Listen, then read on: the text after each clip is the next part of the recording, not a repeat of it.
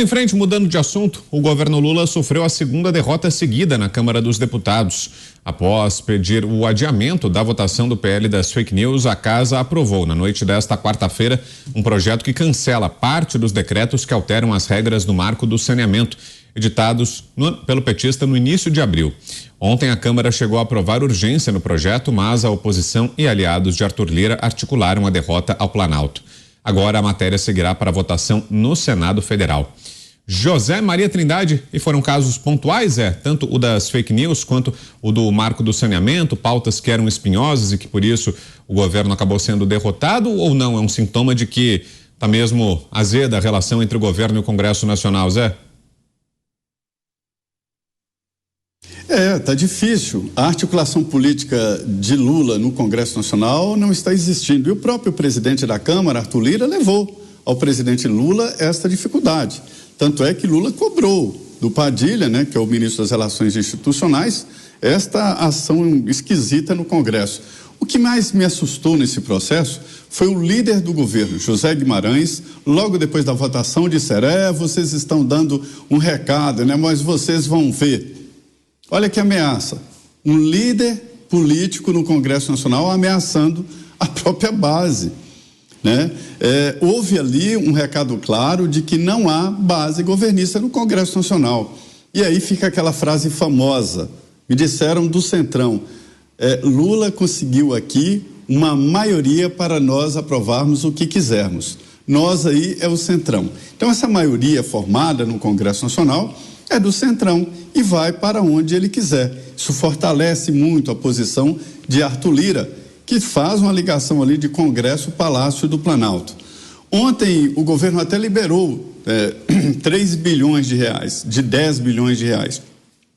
São emendas, são orçamento secreto e tal. E mesmo assim os deputados ficaram desconfiados, porque há ainda uma burocracia. Eles só acreditam com dinheiro na conta das prefeituras, na conta dos indicados, das empreiteiras e assim por diante. Então, é esse o relacionamento do governo, negociar projeto a projeto. Essa derrota, foi uma derrota forte das fake news, é um indicativo claro de que nem sempre Arthur Lira, se unindo a Lula, provoca uma maioria no Congresso Nacional. É assunto para ser discutido. E o decreto que anula um decreto do presidente é uma definição ali de que o Congresso Nacional está nas mãos do Centrão. O Centrão que aprovou o marco do saneamento básico não quis que Lula, através de um decreto, fortalecesse as estatais. Que a ideia do Lula era o seguinte: deixar as estatais de saneamento com prioridade, sem participar de licitação, como outras empresas. E é isso que o Congresso quer derrubar. E agora tem outro teste, Esse mesmo assunto vai para o Senado Federal. E é lá que o governo vai se acudir. Mas até quando o governo vai ficar pendurado no Senado e perdendo na Câmara, E o teste de fogo vão ser as comissões parlamentares de inquérito, Roberto Mota, tanto a CPI do MST quanto a CPMI do 8 de janeiro. A gente vai ter um bom retrato de como é que estão essas relações, do que o governo pode vir a fazer para tentar reverter isso, Mota? Mas eu acho que a gente tem uma notícia muito boa aqui, Isso é uma coisa que não acontece com muita frequência, A gente dá notícias boas, mas acontece. É preciso a gente explicar para as pessoas o que aconteceu nessa história do marco do saneamento, Durante décadas, os serviços de saneamento básico no Brasil foram péssimos. Mais de 50% dos lares, das casas dos brasileiros, não têm coleta e tratamento de esgoto e não recebem água limpa. Isso era resultado de uma confusão jurídica sobre quem tinha o poder de prestar esses serviços. No governo do presidente Jair Bolsonaro, finalmente essa confusão jurídica que se arrastava há muito tempo foi solucionada e foi editada uma lei, a Lei do Marco do Saneamento. A lei permite a entrada de empresas privadas através de licitações na prestação de serviços de saneamento. Isso significa o potencial de uma revolução para o Brasil, porque saneamento básico é o serviço de saúde mais importante prestado à sociedade. Já que a gente está falando indiretamente de saúde, A saúde pública começa no saneamento básico. A esquerda, que odeia tudo que não tem o Estado metido no meio, se revoltou contra o marco do saneamento e lá atrás prometeu vingança. Quando a esquerda retornou ao governo federal, ela publicou um decreto alterando o marco do saneamento. E aí os juristas dizem, em coro, mas um decreto não pode modificar uma lei. O decreto só pode regulamentar a lei. O decreto modificava a lei. E nós não vimos nenhum protesto, nenhuma decisão, nenhuma medida liminar, nada veio daquelas instituições encarregadas de zelar pela nossa Constituição. Foi preciso que o Congresso fizesse um decreto legislativo para anular o decreto inconstitucional do governo. Foi isso que aconteceu e não foi pouca coisa. Parabéns ao Congresso Nacional. E Cláudio Dantas, o que é que o governo tem feito para tentar reverter esse cenário? Aposta mesmo em liberação de emendas, como a gente estava falando ontem no caso do projeto de lei das fake news, que pode ser a estratégia do governo Lula para fazer com que o texto passe depois que voltar à pauta. Vai ser esse o caminho, Dantas? Governo. Que governo? Não tem governo. Esse governo já acabou. O que a gente está vendo aí é um governo zumbi. Ele morreu, mas não sabe que morreu. Está aí se arrastando na esplanada. Tem um líder que não é líder de nada, o Zé Guimarães, como bem frisou o Zé Maria. Um sujeito que, se estivesse exercendo a liderança do governo, tinha impedido que o Arthur Lira colocasse em pauta o projeto das fake news, porque sabia que iria tomar uma sova. Então, assim, nós temos um governo que é incompetente, que não tem uma agenda para o país. A única agenda desse governo é raspar o bolso do trabalhador, taxar, Fernando, taxar, e se vingar com Flávio Dino. Flávio V de vingança. Isso já está muito claro. Eu me pergunto, que governo quer negociar com o Congresso? Que governo acha que tem condição de negociar com o Congresso? Por exemplo, a questão dos CACs. Há algumas semanas o Flávio Dino sentou com mais de 20 deputados da bancada da Segurança Pública e prometeu revisar o prazo para o recadastramento dos CACs. Prometeu estudar internamente uma forma de flexibilizar a nova legislação, ou melhor, o decreto que eles colocaram na praça. As portarias foram baixadas. Prometeu flexibilizar o entendimento sobre isso, para não retroceder no tempo. Por quê? Porque o PT e os seus satélites têm um discurso de que não pode, a população não pode ser armada. Não pode, a população de bem não pode ter arma para se defender. Só que os índices de criminalidade e violência foram derrubados no governo anterior, justamente com essa política. Não só a violência urbana como a no campo, ela caiu. Só que esse ministro Flávio Dino sentou, prometeu e hoje colocou na rua uma operação que prendeu mais de 40 e diz que vai prender mais 6.000. Como é que eles acham que os parlamentares da bancada da bala vão reagir a isso? Você acha que é com emenda? Você acha que é comprando o parlamentar com emenda? Olha, esquece o seu eleitor, segura aqui 100 milhões que eu vou mandar para você fazer um hospital que vai dar tudo certo. Isso não vai acontecer. Que tipo de governo é um governo que acha que vai negociar com a bancada do agronegócio, enquanto pega o cara do MST e põe dentro do conselhão, legitimando o crime, legitimando a invasão? Que tipo de governo acha que vai negociar com o Congresso se ele vira e tenta enfiar um PL das fake news contra a bancada evangélica, contra o direito de credo, de expressão? Isso não é governo, é um simulacro. O Lula é um zumbi. Daqui a pouco ele vai se dar conta de que seu governo já acabou, já tem alguns meses. Pavinato. Bom, governo Lula, que dia é hoje? Dia 4 de abril, é isso? De maio. 4 de maio. Lula já ficou fora do Brasil quase um mês, você sabia? Você sabia que ele passou quase um mês, pouco mais de 20 dias no exterior? Pois é. E engrosso então o coro aí do Dantas. Que governo? Não tem governo, não tem proposta. O arcabouço fiscal, que estava prometido para março, que foi para abril, que era antes da viagem da China, que era depois da viagem da China, que adiou a viagem da China, que ficou para depois da viagem da China. Depois da China, ele já deu a volta ao mundo, agora está em Londres e o arcabouço ainda não apareceu. E quando ele vem a público, ele vem para falar mal da manutenção da taxa de juros Selic pelo Copom em 3,75%, que vai ser nosso assunto.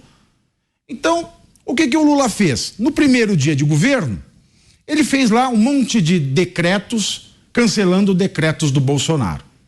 Na sequência, ele fez um decreto para regulamentar o novo marco do saneamento básico, que isso é um problema no Brasil. O saneamento básico é o problema mais urgente do Brasil. Porque quem não tem água e esgoto não tem dignidade nenhuma, não tem nem vida. Porque se a criança leva o leite em pó para casa, faz o leitinho na água, toma e morre. Tem disenteria, morre de diarreia, morre de um monte de doença tropical. Então a coisa mais cruel para um país é a falta de saneamento básico. E o Lula pegou o marco e fez um decreto de regulação ilegal, que invalida a própria lei. O que é impensável, o que é um crime de responsabilidade num país sério.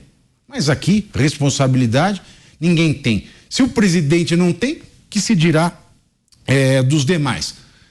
Aí ele dá um trabalho extra para o Congresso, porque o Congresso não precisava ter que deliberar sobre o desvirtuamento de uma lei posta e votada. Mas ele dá esse trabalho e cria mais uma oportunidade de barganha, cria mais um balcão de negócio e cria mais uma facilidade com isso. O próprio Lula cria uma facilidade para ele, porque ele pode dizer, olha, você pode me derrotar naquilo que eu estou totalmente inconstitucional, ilegal, mas vamos falar deste outro lado. Eu vejo isso também como uma manobra diversionista para fazer deputado menos antenado de jogo nesse xadrez que Lula sabe jogar muito bem fora das câmeras. Mas hoje, na nossa sociedade digital, a gente tem acesso absolutamente a tudo. Então isso é muito cruel. É muito cruel nós pensarmos em salvar a democracia como um ente material ideal, como uma aspiração do Estado, enquanto cerca de 40% da população brasileira ainda não tem somados juntos esgoto e água potável em casa. Isso é totalmente desumano, porque quem não tem água e esgoto não está preocupado com escola. Quem não tem água e esgoto não tem habitação. Certamente está entre aqueles que compõem o percentual, a estatística da falta de moradia no Brasil. Quem não tem água e esgoto em casa, geralmente não consegue estudar e não consegue um trabalho digno e geralmente está em áreas dominadas por bandidos, pelo crime organizado, ou em rincões pobres, totalmente abandonados de todos os outros serviços públicos. Quem não tem água e esgoto em casa, certamente não tem acesso ao hospital. Então, veja, o que o Lula fez no seu primeiro decreto foi: povo, não quero saber de vocês. Eu quero o meu sofá de 67, a minha cama de 45, e a privada de vocês não é problema meu. Zé, em mais um minuto, esses reveses que teve o governo essa semana no Congresso Nacional são resultado de uma Câmara e de um Senado diferentes do que o presidente Lula enfrentou até em mandatos anteriores, e a ex-presidente Dilma Rousseff. Está diferente o ambiente em relação ao que o PT já enfrentou no passado nessa relação com o Congresso Nacional, Zé? Em um minuto. Ô Vitor, más notícias. Logo no início do governo Lula, ele estava perdendo todas e José Dirceu, primeiro-ministro do governo, na verdade ele é ministro-chefe da Casa Civil, mas mandava no governo como se fosse primeiro-ministro. Foi a Lula e falou: olha, nós vamos perder todos e podemos sofrer um impeachment se continuar assim. E aí decidiram abrir o governo e aí foi criado um mensalão. O governo ganhava todas, dominou o Congresso Nacional com uma maioria até constitucional. Então, essa situação atual empodera líderes na Câmara, torna o governo frágil e, naturalmente, sujeito a chantagens, a esse tipo de procedimento como o mensalão. Daí a dificuldade que está o governo e como é fragilizado um governo sem base no Congresso Nacional. Este é o quadro. Se o governo fizer o que o Centrão quer, ele aprova projeto a projeto. Ele não tem base sólida como deveria ter um governo. Mota, e a gente tem visto um esforço do governo em desfazer agendas do governo do ex-presidente Jair Bolsonaro, né? A gente vai falar até daqui a pouco sobre questão de armamento, nesse caso o marco do saneamento básico, que não era uma pauta exclusiva do governo Jair Bolsonaro, mas que foi aprovada com apoio do governo na legislatura passada. Te preocupa esse movimento, Mota, dessa tentativa do atual governo de desfazer políticas adotadas nos 4 últimos anos? Em 1 minuto, Mota. Preocupa muito, Brown. Preocupa porque é uma combinação de duas coisas. Uma delas é, como você disse, uma obsessão em destruir e desfazer tudo o que foi feito antes. A outra é o eterno preconceito contra a iniciativa privada, contra o mercado, contra as empresas, contra os profissionais, contra a independência das pessoas. Combinadas essas duas coisas, elas significam só uma coisa para o Brasil: atraso, retrocesso, pobreza, inflação. Dantas, temos 1 minuto. Concorda com Mota? Preocupa esse movimento?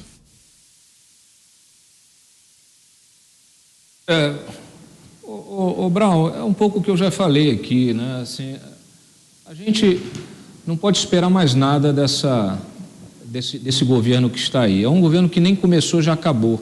O Congresso, como frisou também o Zé Maria, vai se utilizar dessa fragilidade para tentar extrair ao máximo vai mastigar antes de cuspir fora, como aconteceu com o governo da Dilma.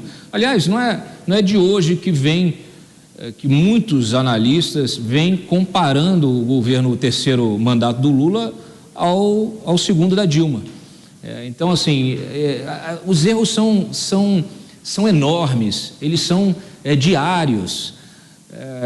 Há um desconhecimento profundo do que são, de fato, as mazelas a serem combatidas. Há um problema de prioridade, de definição de prioridades do governo.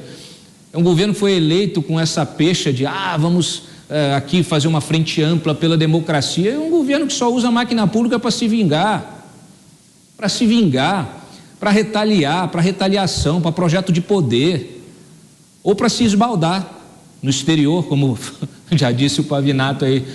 Então, assim, essa gente, eu não sei o que está acontecendo, parece que eles estão num universo paralelo, eles não entenderam nada. Então, assim, o que a gente vai ver, talvez esse governo ainda dure um pouco mais, porque ele precisa estar aí para ser sugado. Então, o Congresso, a turma do Centrão, ainda vai sugar um pouco mais o Centrão. Quando estiver bem sequinho, aí eles cospem fora.